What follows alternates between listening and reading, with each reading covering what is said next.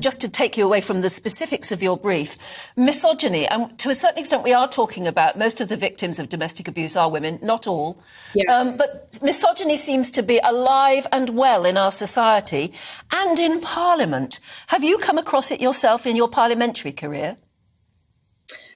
Yeah, so I'm sure you're referring obviously to our colleague Neil Parish and that situation.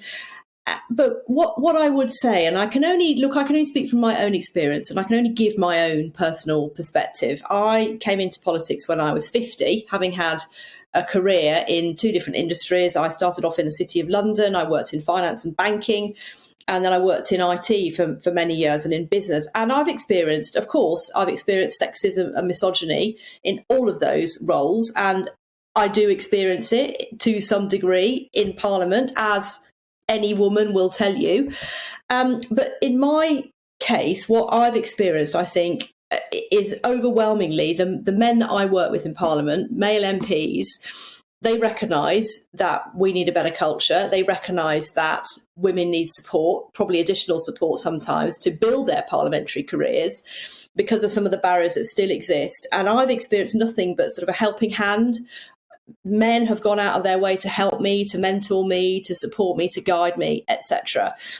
And so maybe I've just been fortunate, I don't know, but I haven't experienced any of the really egregious examples that I know that some people have, and it does go on. I want to be clear, I know it goes on and it's unacceptable. But I think sometimes it's a bit more insidious. So sometimes it's more about just being overlooked or underestimated. You know, you can be in a room and you can make a point and you'll make the point and all the men will just sort of not notice it. And then a man will make exactly the same point 3 minutes later and everyone will go, oh, that's brilliant. How perceptive. Yeah, how do we go about tackling that? Because as I said, that's not a parliamentary estate problem, is it? No. Particularly, I mean that's everywhere. How do we go about changing the mindset? I think it has to start right from the beginning. It has to start with education, with all the work that we're doing in schools to educate our young people.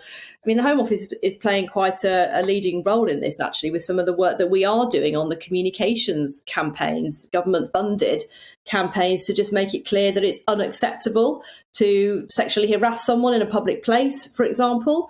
We're also putting money into education. It has to be talked about at schools. Parents have to have confidence to talk about this with their young boys, with their sons and their daughters, and educate their children as to what is acceptable, what's normal, what they can expect, and where things go wrong, what they can do about it.